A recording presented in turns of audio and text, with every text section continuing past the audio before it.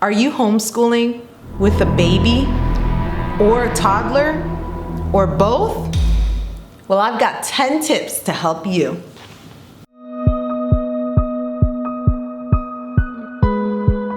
Plan, prep, pray. Hey girlie, welcome to Plan, Prep, Pray. My name is Wendy and I am a homeschooling mom of 4. And I homeschool with a toddler and a baby. So I understand where you're coming from. And I've got 10 tips that really help our homeschool to flow. But before we get started, subscribe down below. I post weekly videos on schedules and routines to help stay-at-home mamas find peace in the midst of their chaos. Tip number 1, baby wearing. It's completely revolutionized the way that I do homeschooling. When you wear your baby, your hands are free. With your hands free, you're able to function and able to move and able to navigate through things.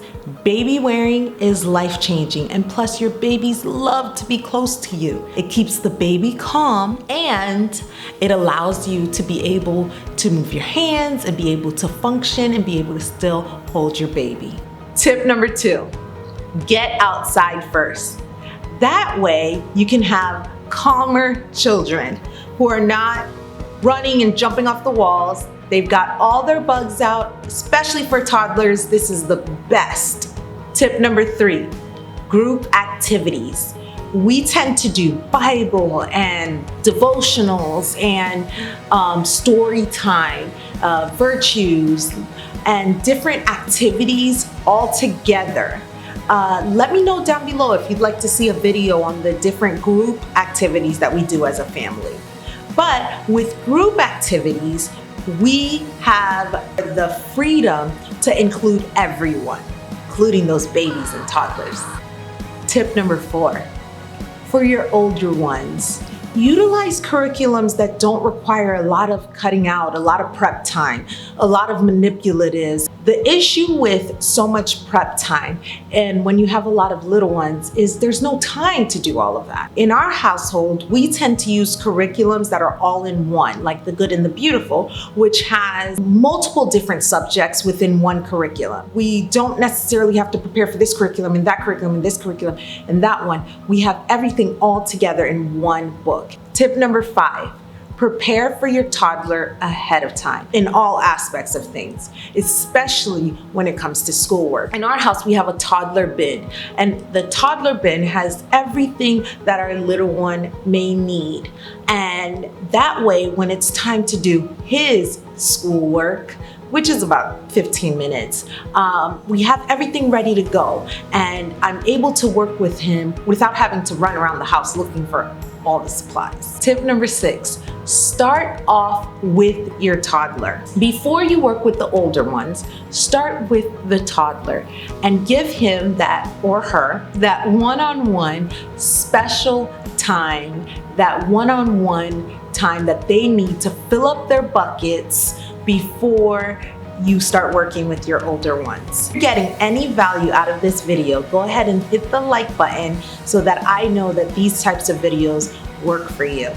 Tip number 7, while you're working with your toddler, with your older ones, make sure you use independent curriculums that they can do on their own or things that they can do on their own, such as handwriting or spelling. My oldest, he's able to do his math on his own. The curriculums that they can do on their own allow them to be working independently while you work with your toddler.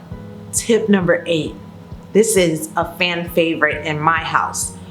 Utilize the older children to help with the toddler. We call it teaching time. And every child gets the opportunity to teach the toddler, and they love it. I work with the other child that's not with the toddler. And so they love being taught by their older brother or sisters. At the same time, they tend to be able to relate more. I don't know if it's because they're closer in age, but they're able to teach and retain a lot more from their siblings a lot of times than even from you as the parent. Tip number 9. Nap time is the best time to do work that can't be done with babies and toddlers. So make sure you take advantage of nap time.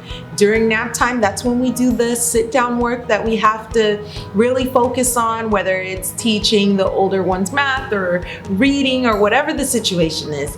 Use your nap times wisely. Tip number 10, snacks are your friend. If things are just going out of control, grab those special school time snacks, and while eating, read them a story. While your toddler is eating and distracted, work with your other ones. Bonus tip, utilize technology. I know I don't even have a TV in my house, but when all else fails, I whip out a DVD player. I'm that old, I have a DVD player. I whip out the DVD player and I put in the preschool prep videos, which I'll link down below, or I can always post it in the comment if you want to know which videos I use. For 10-15 minutes, I've got a distracted toddler and I'm able to tend to the older ones. I hope this video helped you, gave you a few tips and ideas of things that you can do to be able to homeschool with your toddlers and babies and older ones. At the end of the day, just love on them. You have a wonderful day. Bye.